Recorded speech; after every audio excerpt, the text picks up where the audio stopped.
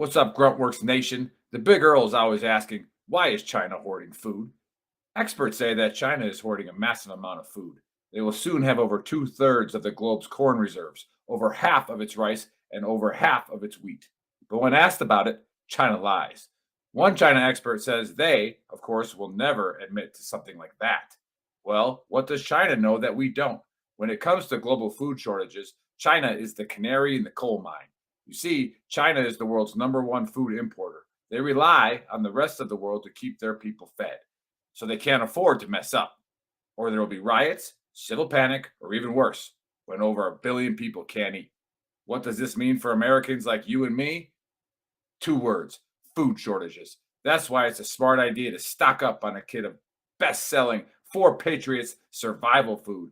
Create your own stockpile of the best selling Four Patriots survival food kits, hand packed in the USA. The kits are compact and stack easily. They have different delicious breakfasts, lunches, and dinners. And their 5-star reviews on the website rave about the flavor and the taste. Right now, you can get 10% off your first purchase of Four Patriots survival food by typing in the code VTTGW at checkout. Just go to 4patriots.com and use the code VTTGW to get 10% off your first purchase of Four Patriots survival food. That's 4patriots.com. Use the code VTTGW. Hey, what is up, Mental Health Nation? I'm back in Naples after a fun-filled week in Rome, which I'm going to talk about today because it's a lot of fun. And sorry if I look a little bit tired. Junior and I was teaching Junior the fine points of drinking. From all the years being in the military, and as a father, I think it's important to, kids in college are going to go do things, but teach them the importance, the basics of drinking smart if you're going to drink. And so, what I was telling him, is, and I'll get into that more later, is there's always a threshold. And right when you get up to that threshold, you either slow down, stop, because if you go over it, well, then your nights feel bad and you're hungover the next day. But hey, thanks everybody for tuning in. It's gonna be a great show tonight. It's gonna be a lot of fun. I'm super excited. Rome was amazing, and if you've never been, you got to get there. But hey, before we jump into that, just as a video heard with 4patriots.com, hey, it's important to always be prepared. Just like in Virginia, I was talking to Chris before the show. They had 60-mile-an-hour wind, flooding. I'm sure they had power outages and everything going on. It's always good to be prepared. Here in Naples, we lose power quite often. So it's something that we have to deal with on almost a weekly basis. And also, we lost power in Rome while I was there. Also, if you look up at the upper top left corner, you see WAA. That's for Wreaths Across America. Please scan on that. We can go ahead and start getting those donations in for next year to ensure those wreaths are on the grave sites of the veterans who've gone on to the other side or who didn't make it home. Very important, and so happy to be part of them. And as you know, on Fridays at 8 p.m. and Sundays at 10 p.m., Wreaths Across America replays my podcast at 8 p.m. Eastern Time on Fridays and 10 p.m. Eastern Time on Sundays. And it's super easy to find. All of you know this by now, but you just download your iHeart Radio app, the TuneIn app, or the Audacy app, search for Wreath, and then Wreaths Across America Radio come up. You go ahead and click that and listen to all the great programming they have on, not only just mine, but others. And be sure to go out to veterans.trashtalk.com. Go visit all of our merch we have out there, the t-shirts and everything. I was wearing my t-shirts in Rome. It was quite funny. Posted a picture of me this morning at breakfast. Had on my Quit Being a Triggered Pansy, and a couple next to me, the husband was talking to the wife, and he's like, hey, I need to get a shirt like that. And she was arguing with him about it, and I just thought that was kind of funny. But hey, it's been great. I've enjoyed my short time here in Italy. Soon on Friday, Junior goes back to Virginia back to school there at Hampton Sydney. But he may have a chance to come out here and maybe do some international schooling through a Hampton Sydney program that they have. But hey, Brian, thanks for tuning in. So you guys know that I spent the week in Rome, went there with my family. Kristen and Lloyd stayed up until Monday, and then they had to leave and go back because Lloyd had school and tennis tryouts. And, of course, Crystal being a captain, she had to go to work. Oh, yeah. But me and Junior stayed there and had fun. So If you've never been to Rome, and I'd never been, the first thing that I'm taken back by it is how old things are there. And just when you're just walking around the city, and we walked all over the city, Junior and I walked everywhere in Rome. When Crystal and Lloyd was there, we did the hop on, hop off bus, because Lloyd gets tired. But once they left, we just walked. But literally, you can walk up to somebody's residence, and that door that they used to go in and out of that residence predates America by hundreds of years, if not thousands of years. It's pretty incredible. Of course, we went and saw the Coliseum and all the big sites. You can go out and visit my social media. Clifford Bauman on Instagram and also on Facebook, or I also tag veteranstrashtalk.com or the Veterans Trash Talk Facebook page and Instagram page and Twitter page for all the pictures I took that I'm going to talk about tonight. But so the first night when we got there, I gotta get a drink. It was kind of nice and sunny, and so we decided to kind of walk around from where the hotel was.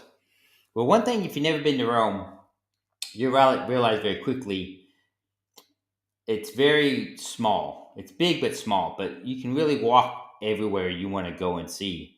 Our hotel was within a 2 mile radius of 15 minutes away from the Coliseum. We were 2.2 miles away from the Vatican City, and all those points. So it was really centrally located. And I wouldn't be amiss. I give you a travel tip. Uh, if you want to go to Rome, from what I know and talking with the locals and being there, is on Sunday the Christmas season ended for them out here, and it was pretty busy up until Sunday. But after Sunday came and went, Monday it was great. There was hardly anybody around. All the sites were, not very busy. The restaurants and all that. So, if you're planning a trip to Rome, I would say if you can, go, on January 10th or 11th or after the Christmas season ends, because that all goes away. It does get a little bit busy in the city because the government comes back to work, but a little bit more police force and around. But all the tourist sites, wide open, golden. But we got there the first day. We took the train ride from Naples. It's a 1 hour on the bullet train they have. It runs about 200 miles an hour. We arrived there in Rome, and we just walked from the train station to the hotel, which is about 1.2 miles, carrying our luggage. We took backpacks and light luggage.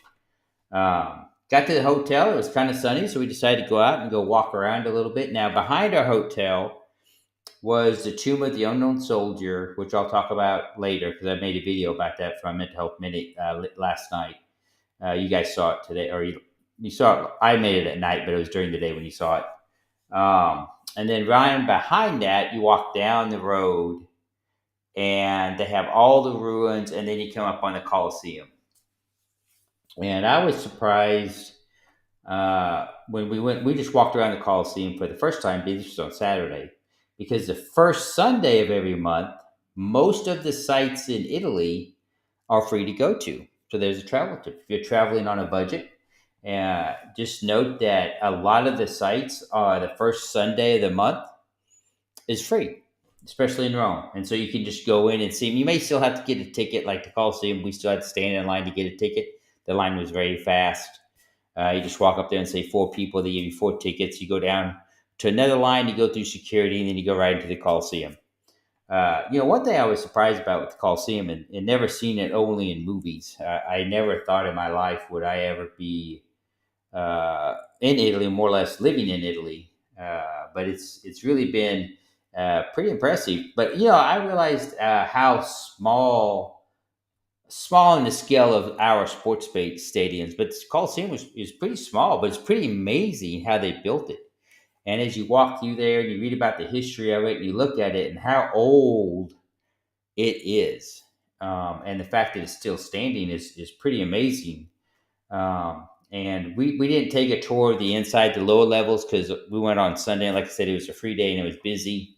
So we'll schedule and go back another time to look at the other areas. But it was pretty incredible. And so, we walked around that, we toured that, and then we got on the hop on, hop off bus just to kind of drive around Rome and get a feel for where everything is. And that's a great travel tip too.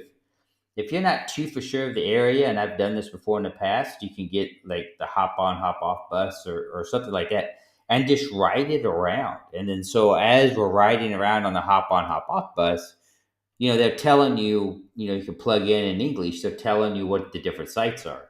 And so it allows you to go back the next day or that night and plan out where you want to go and see. Because it's like when you visit Washington, D.C., and if everybody's been to D.C., with all the Smithsonian, all the museums, you can't see everything. And so what I always tell people when they come out and visit me is, tell me what you want to see, and then I'll tell you what you can actually see. And so with Rome, you kind of have to do that. A lot of things are outside, so you need to be dressed appropriately. This time of the year in Italy, it normally rains, but it doesn't rain all day long. It can rain heavy. When we were in Rome, they were calling for rain, and it hardly rained at all. But in Naples, it got a lot of rain. But it's in the high 50s, low 40s at night. The weather's very temperate this time of the year. I think next week it's going to be in the 60s and 40s. But to them, it's cold. That's cold to them. But obviously for me and for people traveling in, it's not very cold. But one interesting thing about Rome, which kind of reminded me of Washington, D.C., is it's a melting pot of different cultures, right? So it's kind of like D.C. And so, if you want to go eat Chinese food, you can find a Chinese restaurant, which, oh, by the way, I heard that Chinese food in Rome was phenomenal. Yes, it is. It's absolutely amazing. Now, after being in Naples and having Naples pizza, Rome pizza is terrible. So if you go to Naples, have the pizza. It's the best pizza you ever eat in the world. They told me that down here before I went to Rome. I was kind of skeptical. I went to Rome. Yeah, not that Rome's pizza's bad, but compared to Naples pizza, no way. It's Naples pizza is phenomenal, and it doesn't matter what restaurant you went to. I've been into 3 different pizzerias in Naples, and the pizza was always the same. Rome, a little bit different, but it's a bigger touristy area. And it's kind of funny when you talk to the locals about Rome and Naples and Napoli. They talk about that, Rome's got 6.6 million people. It's a big city. And Naples is kind of like where all the country folk live and not out here. I have to plug in my computer. Come unplug. So hold on a second. My plug fell down. Hang on. If I don't plug it in, it'll go dead before we get over. Let's see. There it is. All right. Too easy. Got it plugged in.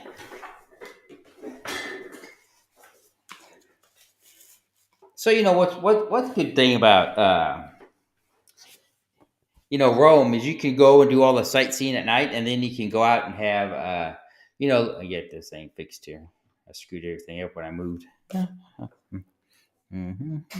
I got to adjust the green screen. There we go. Setup here is a little bit different than what I had in Virginia because I have my own room down there. But up here it's a little bit different. Let's see here. This light's too much. Get everything adjusted here back. Good enough. We don't care. We're not professionals here. But so, one thing we did at night is, of course, we went out and did a lot of sightseeing with the family. Then at night, Junior and I would go out. And we actually found this really nice Irish pub that was across the street from the hotel there where we stayed at. And it was called Nag's Head, which I thought was kind of funny. But we went there, and it's kind of funny because it seemed like every 2 hours, the crowd would change. So we went in there about 9:30, 9:30, and we were drinking beer or scotch or whatever. And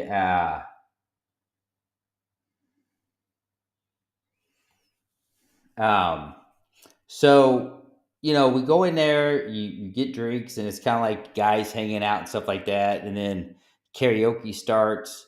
And then all the younger crowd comes in about midnight, 1:00. So it's kind of fun to see that transition. But I'm there and I'm visiting with the locals and kind of get the feel of stuff and come across some veterans and some other people. It's one thing about to answer your question, Bob. I'm not too for sure, but I did hear that news story So I guess you can Google and look into it, but I haven't heard. They said yes, they were doing that, but I'm not too sure if they are or not. But I'm going to say they probably have been doing that and are doing that. But anyway, so we go to the Scottish club, and it's kind of funny. So the first day that we go in, I asked, where can we sit? And they said, oh, well, we got reserved tables up here. And I have pictures of the first nights when the ghost is behind Junior. And so we sit there, and, we're just, having drinks. You can't really see what's going on in the rest of the bar because it's up here in the corner. And so I brought up my Ghost app, and I was showing Ghost, and of course some other guys at the table got a kick out of that. And we got ready to leave, and stepped down off from where we're at, and it was like packed in there. It was kind of funny, but that was like the seat that everybody wanted because you kind of tucked away and you can visit and everything. And then so the second night we go in, and of course you don't really tip in Italy. The tips are always included, but they're very appreciative if you tip. And the waiter took very good care of us. Now, if you read the Yelp comments about it, they said the service was slow and this, that, and the other. But I'm telling you right now, service in Europe, in my experience in Germany and Italy, is always going to be slower than it is in America because, especially in Italy, when you sit at a table, there's an extra charge associated with that, a couple of euro, because you're renting the table for the time you're there. And so they're not in a hurry to hurry up and eat or anything like that. And so the service has a tendency to be a little slower, which is fine. Why do you in a hurry for? You're on vacation, you're having fun, you're doing whatever. Sometimes with us as veterans, it's hard for us not to get into that mode of, even to me to this day, it's hard to, not to get in that mode, especially without walking and doing other stuff. But so the second night we go in, as soon as you walk into the door, picture this, you go to the right, there's a couple of tables, there's a little stage, but there's 3 tables on the stage. And in the middle is where they do karaoke. Where they set us right here, right on the stage, but right in the corner, me and Junior the second night. And so we're sitting there drinking, and the karaoke starts. Well, when the karaoke started, a security guy came and was standing in front of Junior and I. Now, we're the only 2 on stage other than the DJ. And so everybody in the restaurant, in the bar, was wondering, who we are, who these guys over here sitting here. They got, personal security, and you could just see it on their faces. It was funny. Let me see if I can find a picture here. I could try to show you.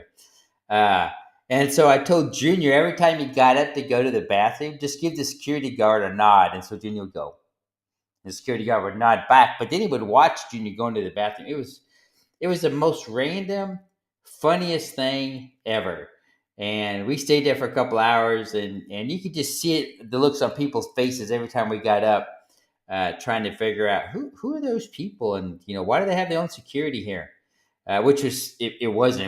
It was to keep the chaos of people wanting to write down on a piece of paper the songs they want to listen to that night. But let me pull up here. So I got a picture of us. Oh yeah, here we are sitting at the. No, that's not. Is that it? No, that's not it. Oh, I'll find it here. We took a picture. Oh yeah, I'll try. So there he is. So there's this sitting at the table, and then there's the security guard blocking anybody that could step up on the stage and get to us. And he stood there the whole night and didn't move. It was the funniest thing ever. Let me see here. Yeah. And so he was there the whole night. It was funny. There's a let me see here. I thought that was another picture. No. But this is us. This is us sitting at the table in the back, so you can kind of see how it is. There's enough room for maybe 4 people, but it it was quite funny. So so that was the second night. So by this time, the next day, the third day, Lloyd and Crystal had to leave, and they went back to Naples because she had to work and Lloyd had school. So it's just me and Junior there. So then that day we decided to walk down to Vatican City, which is about 2.2 miles. And we were walking. The streets are very narrow. My truck wouldn't have made it down the street, nor would my Mustang. Heck no. No way.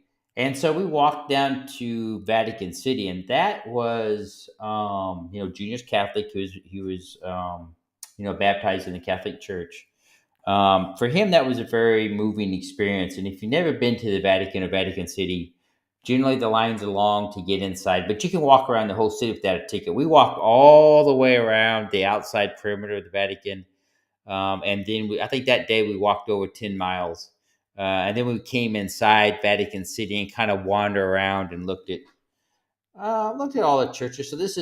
If you could picture this, when you're standing at the National Monument in DC, right? And you look one way, you can see the Lincoln Memorial, and you look the other way, and you can see the Washington Monument or the Capitol, depending on which way you look. So that's kind of how that is. So you look one way, and you can see the church, and then you look the other way, the complete opposite way. Let me see. I got that picture, and then that's Vatican City, and so it's set up similar but very old. That was a lot of fun. Oh, here's a panoramic picture I took, and so that's kind of the. Let's see if you can zoom in and see it. So you can kind of see that's Junior standing there, and so that's the whole circle. So when the Pope comes out and talks, generally that's where everybody's standing and talking, and so it's pretty fun. A lot of fun there. And then that night, in our walking around, we discovered an Irish bar, and it was at the Irish bar that I met up with two guys that were on vacation from North Carolina. I actually saw them last night, but it was yesterday that we went up and visited the tomb of an unknown soldier, and it really got me to thinking. Being a veteran, understanding what all that means. It doesn't matter what country you're from. A soldier's a soldier, and anybody that's a veteran's been in. I've drank with a lot of soldiers, foreign soldiers, and they have just as much loyalty and duty to their nation as we do as soldiers. But there's always a common bond with soldiers, and anybody who's been with NATO or has, of course, with the Iraq wars, the Afghanistan wars, a lot of us worked with a lot of our NATO friends.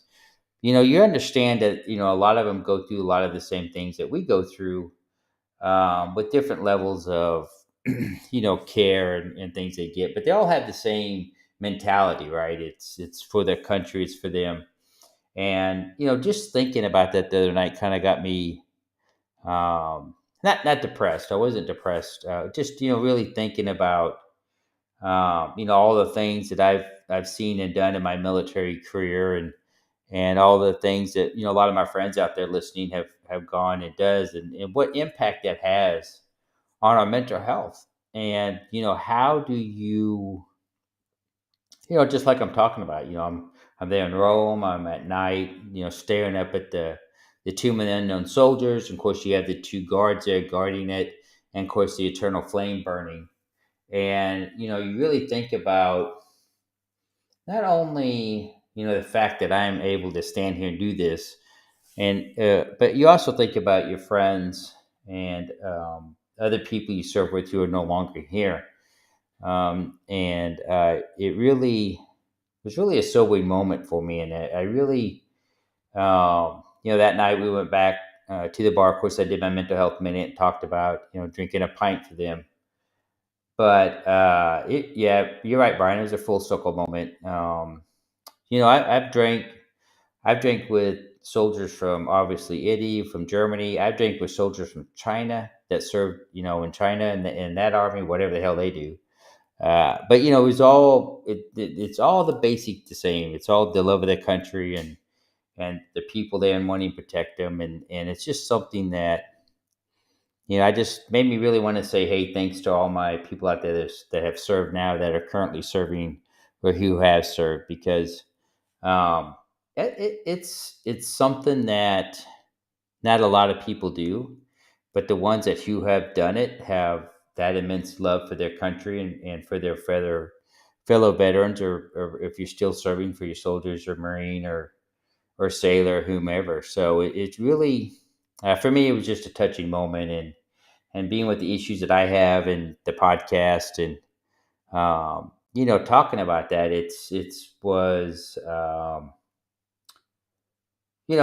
just kind of a moving moment, and to be able to have that moment, but then go back to the bar, and have a drink for my friends, have a pint, and just think about it, but have fun with Junior, and realize that's okay, right? It's okay to um, think about your veteran brothers, and be sad or take a moment of it. And I think Junior knew what was going on. He didn't say anything, but he knew what was going on. That's funny that my beer glass is green, so it's disappearing. So that's kind of funny.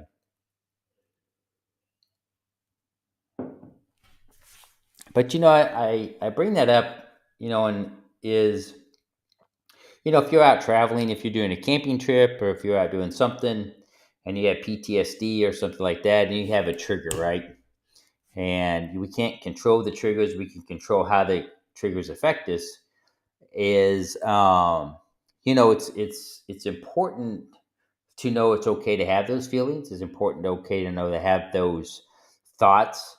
If you don't have somebody to talk to, it's go find somebody to talk to. I mean, heck, you're in a foreign country, go talk to a stranger about it. One thing I did that night that I've never done before in my whole entire life is they were singing karaoke. The security guards there. I don't even remember what song it was, but I was singing it, just at the table singing it, and nobody else was singing it because it's a country song. And the guy handed me the mic. I just got up and started singing. The look on Junior's face, I mean, his eyes were about this big, and he's like, "Who's this guy? Is this my dad?" And I just got up and started singing, and it was fun. It's something I never done before, but with this year, my motto was try something new, and so people don't care if you sing terrible or heck, how a lot of people don't even speak English in there. But it was funny to listen that most of the time they were playing American songs. And when we were down to the Irish club, that was the funniest because they were playing rap music from the 90s. And when they played Vanilla Ice, Ice Ice Baby, and singing it, oh my God, I was laughing so hard. I wish you guys could see the video. I should have sent the video to Chris. It was just a short video. I'll try to play it, see if you guys could hear it. It was about 15 seconds. But it was literally the funniest thing I ever saw in my life. Let me see here. No, that was not before. Let's see. Here it is, right here. I don't know if you can hear it or not. Let me. I'll turn it. No, hang on a second. It's playing in my hearing aid, so that doesn't do any good. But this, if you ever go out, it's hilarious. Let me see here.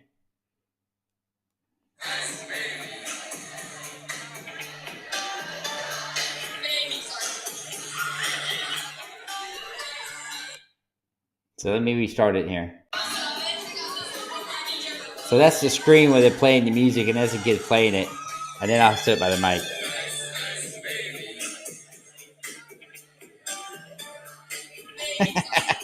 And I say his baby in Rome, and the kids were just having a hell of a time with that. That was funny.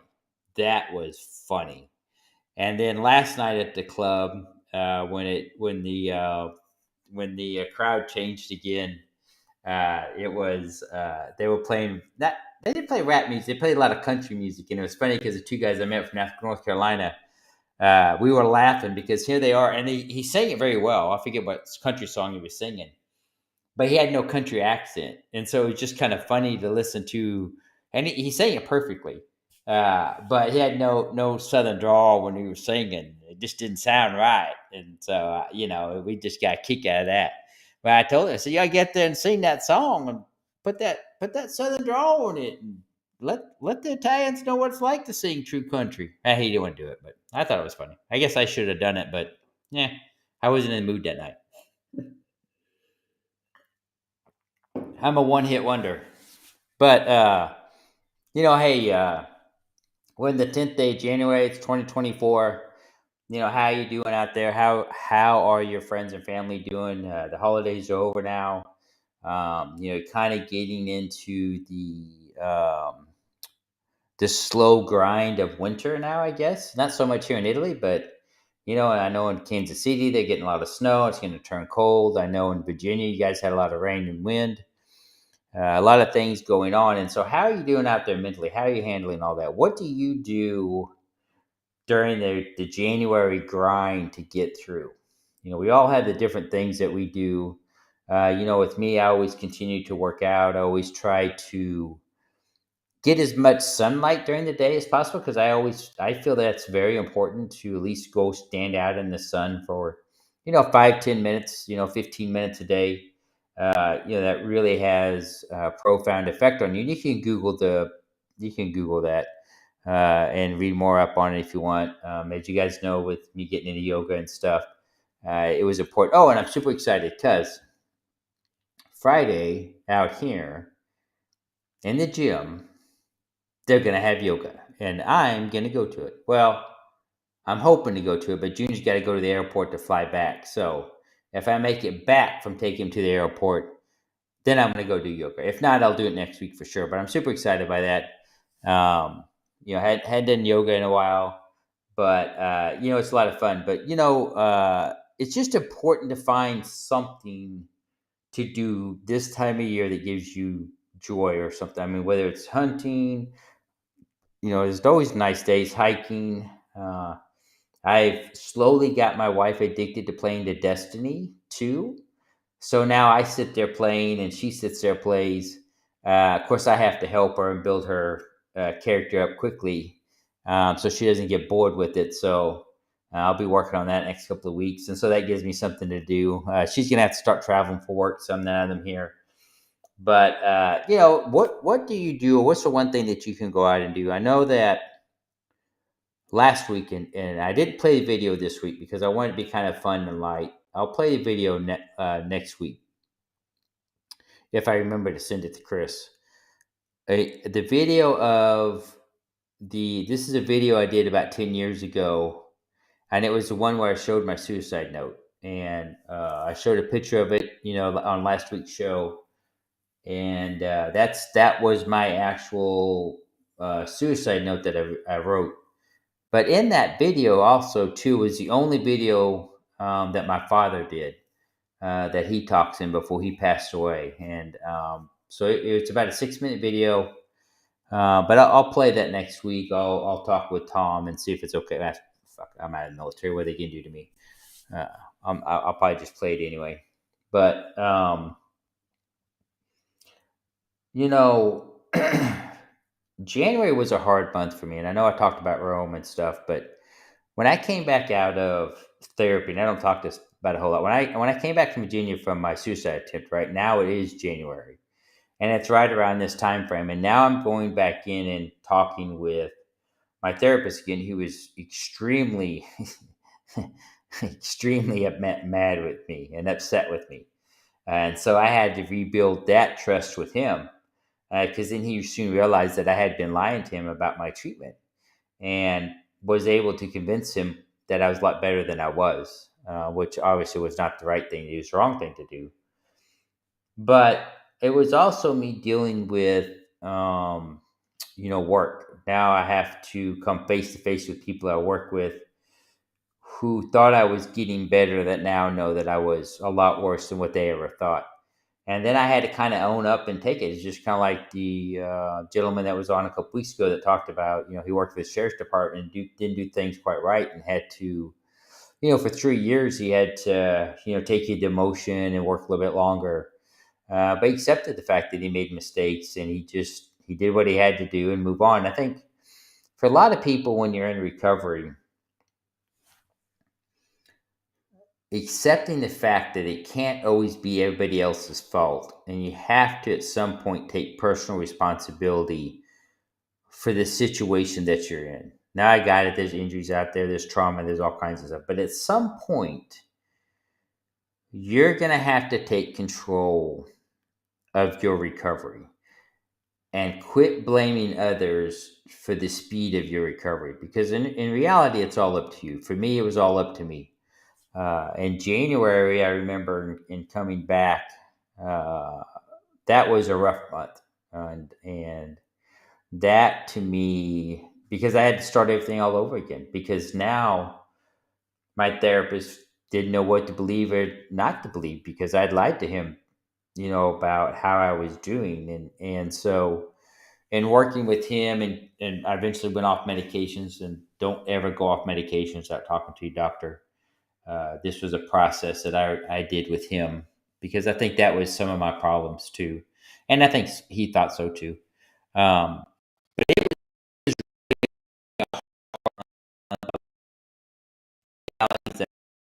that face realities of just how bad I was. Obviously, working in the military, and then trying to cover it. So I say all that to say, if you're having a bad January, live it. And I am trying to change the way January felt. I was in Rome last week, that I wasn't in that mode. I just lost connection.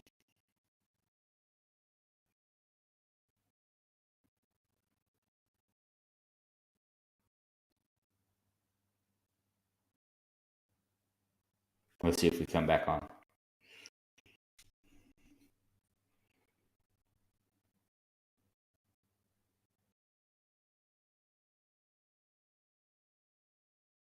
I don't know if that was Chris or me, but I think we're back now. Let me check this. Everything froze up. So for me, trying to change how January used to affect my life, um, and I didn't notice that until I was in Rome, and that's really why I started uh, the podcast out and talking about Rome, and the fun I had with my family and my son, and all that stuff is, it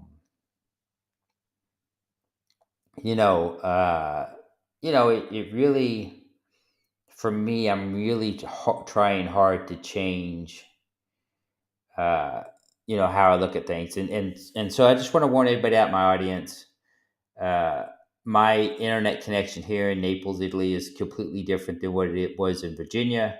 It's a lot slower and a lot iffy. And so I apologize if at some point things bleep out, or something like that. I'll just wait for it to come back. I try to do my podcast after everybody goes to sleep in the house. So then the internet's not so, with everybody playing games and stuff. But, just like me, going out and taking the mini vacation, we was only in Rome for 4 days, 4 nights, 5 days. Um, Really, gave me something different to do in January that I never done before. And I think it made me really feel pretty good about myself. I mean, I showed you guys some photos and stuff of having fun. And so, if you're kind of the guy like me that, maybe January was not maybe your best month for something that went on. It doesn't have to be something like, I mean, for us to go to Rome, it's an hour train ride now. But I mean, there's a lot of things you can do close to your house that maybe, you could go and do and see. That's close. But before I close out here, and I'm going to wrap this up real quick. Junior and I went and toured the Pantheon. And if you don't know anything about this structure, it was built in, was it 26? I'm going to get the exact date here because I don't want to tell you wrong. 27th and 25th BC. And so I had to look that up because I couldn't remember it. So that's 2,050 years old. And it's the oldest freestanding dome in the world. And so think about that. I was in a building that is over 2,000 years old. And I'll show you the video. Let's see if I can get it. I can't. Oh, yeah, there it is a little bit. So you can kind of see. Yeah, let's see. There we go. I always start the video so you see it again. And sorry for the people listening on Wreaths Across America Radio, but you can go out to my um, social media feeds and you can see the same video that I'm showing now. So this is the Pantheon on the inside, and I just took a quick video. Now I think the last king of Italy and his wife queen is buried there, and then now you can see the dome structure that is unsupported and built in 25th BC, and so that is absolutely amazing. That just floored me. It's incredible. But hey, I want to thank everybody for tuning in. Thanks for allowing me to go down my little memory road of visiting Rome. And if you ever want to go visit Rome, it's a great place. If you want any travel tips, be sure to hit me up. On my Facebook page, you can message me. But it is a good place to go. It is safe. It's family friendly. The kids might get a little bored with all the walking around, but you can find stuff they can do. Please remember to support Wreaths Across America Radio. You can scan that with your phone. My book, Mental Health Warrior, is still available on my website. I can mail it through the post office here on base, so the cost won't be any more. It just take a little bit longer to get to you. Be sure and support, veteranstrashtalk.com with all of our merch and everything. We got all of our great t-shirts out there. And hey, it's always good to be prepared. So you watch the video for 4 Patriots. But it is important. But like I said, every week, we are brothers and sisters keepers. So let's keep an eye on each other, and let's really make sure that we're there for each other. But you guys have a great and wonderful week, and we'll see you next Wednesday. And I'll show you that video. Take care. Thanks for watching and listening. And now a word from our sponsor, 4 Patriots. In a startling description, the UN food chief warned the world with the words, knocking on famine's door. He called what we're facing a perfect storm of a perfect storm. And he's not alone. Barron's published that a food shortage could be coming, even in the U.S. Farmers see it too. John Boyd Jr., a 4th-generation farmer, told Fox News that we're going to see empty food shelves in the coming months. That's why getting survival food is more important than ever now. Create your own stockpile of the best-selling 4 Patriots survival food kits. It's not ordinary food. We're talking good for 25 years super survival food, hand-packed in a family-owned facility in the USA and giving jobs to over 200 Americans. They have different delicious breakfasts, lunches, dinners. You can make these meals in less than 20 minutes. Just add boiling water, simmer, and serve. And right now, for the next few days, listeners of the Veteran Trash Talk podcast will get 10% off their first order at 4patriots.com by using the code VTTGW. Go to 4patriots.com and use the code VTTGW to start your stockpile